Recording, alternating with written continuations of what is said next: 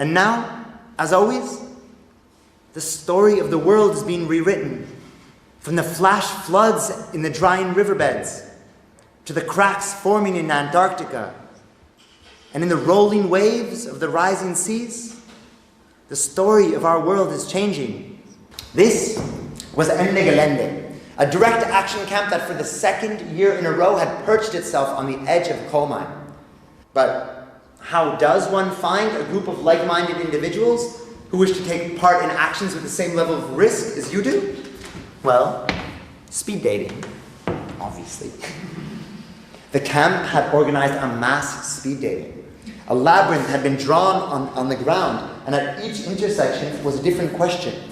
You chose one path or the other based on your response. Are you willing to risk arrest? Yeah. Do you run fast? Yeah. Have you ever done this sort of thing before? Yeah. Do you like to be at the front of actions? No. And so on until... Oh, hi. I'm Kevin. Are you all looking for an affinity group too? We joined in action training in the field behind the camp.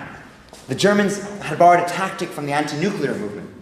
Instead of two lines with police and one with protesters marching at each other towards some inevitable confrontation, by organizing ourselves into fingers, we were able to get through police lines by rushing towards the police instead of away in small groups. After all, the goal was to get into the mine, not to fight cops. The beauty of Ende Gelende is its scalable structure. Everyone had a buddy. 4 or 6 buddy pairs formed an affinity group. 5 or so affinity groups formed a block. Dozens of blocks came together to form fingers, which could be hundreds or even thousands of people. Altogether, we were Ende Gelende. Flo made as many sandwiches as we could carry, and I went to get the white suits that had come to define the action. There were just thin pieces of fabric, crudely sewn, but it was also an identity. It, like any mask, transformed me. And as I put it on, I dissolved into the collective. We all knew that from here on, the day would unfurl into a linked chain of events, unstoppable once begun. After we left the camp, there was no turning back. Our safety was in our numbers. We had to stay together. But as I was watching, I was also being watched. The forest was watching us. The messenger birds had flown to tell the others that the humans were amassing to join them. The trees gossiped through their roots. The word had spread, and from the hollows of the forest everywhere eyes peered. She pulled higher into the breeze, and from that great height she looked down to where the forest fell away to the dust of the mine.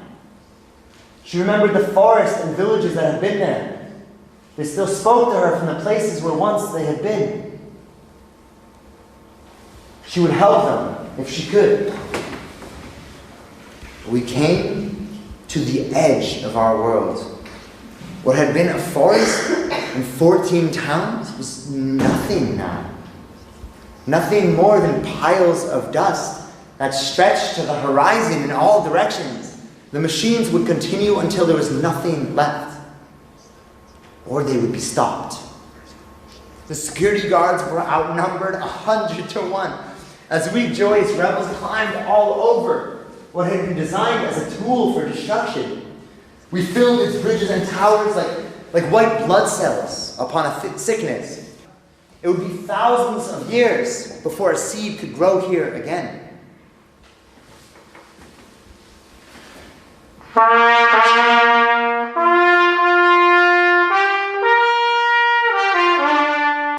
This delegates council gathered around a single question. What should we do now? Any proposals? Yeah, 1, 2, 3, yeah, 1. Okay.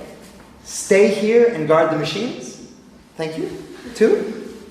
Go to the power station at the edge of the mine. Yeah, or 3. Break action consensus and engage in light sabotage, removing stones from beneath the railroad tracks. That brings the coal from the mine to the power station. Ladies and gentlemen, mesdames et messieurs, damas y caballeros, and everyone in between, as such began the March of Fools. No one had scouted the route, because this had not been planned. But there was one great advantage of unpredictable decisions, is that not even the police can plan for them. Only 2 police cars were there. But we were sure more would come, and they would come quickly. A last fence was pulled down by many hands working together. It fell like a red carpet unfurling. We marched over, and we were in. Swinging their clubs indiscriminately, hitting people, punching them, hold, stop. Stop. Have you ever had one of those moments when you look at yourself and you think, what the hell am I doing? This was May. I live in Barcelona. I could have been on a beach. But instead, I was voluntarily inside a German power station, surrounded by riot police. I mean, I was never the kind of kid that liked violence. I didn't even like sports. I never imagined myself doing something like this. This was never part of the plan. As a kid, I wanted to be an environmentalist. I thought that meant petri dishes and test tubes and looking at the world through the comfort of a microscope. But this isn't that world we live in anymore. Have you seen the news? Glaciers the size of Delaware are already falling into the seas. Drought is already stirring up tribal wars in the east of Africa. And methane is already escaping from beneath the Arctic tundra. We are living in the tipping point. Right fucking now. This isn't just an environmental problem. This is a justice problem. It is the people and the ecosystems who have done the least to provoke this crisis, who are the most vulnerable and already receiving the worst impacts. Whatever issue moves you, whatever struggle you are in, whatever you hold dear, climate change threatens that. This isn't that same world we grew up in. This isn't that same story. What is at stake is so big, so huge.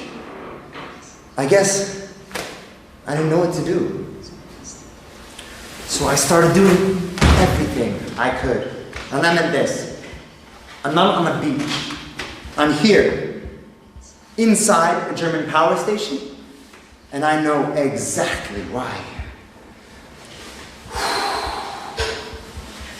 But from here on began a ritual dance where both sides knew their roles. Nobody brought identification, it clogged the legal processes, and eventually everyone was released without charge. We're living in the tipping point of history, of a moment of desperate beauty, with our entire sacred global ecosystem on the brink of collapse. It is time for everyone to awake the hero that sleeps inside of you, to summon the ancestor that you will one day become. If a law is unjust, the only justice is to break that law until all unjust laws bend on history's long arc towards justice. And I'll be back, but I'm going to need an affinity group. Will you come? Will you join me in writing the next chapter of this story? I know disobedience is a privilege that not everyone has. But if you have that privilege, it is an obligation in the Anthropocene. If you only have your body, and you place it between two great pieces of destruction, if you can fill that space with so much love that there are hundreds of you, thousands of you, one day, there won't be enough police to drag us all away. Expect the unexpected. The collapse will be anything but boring.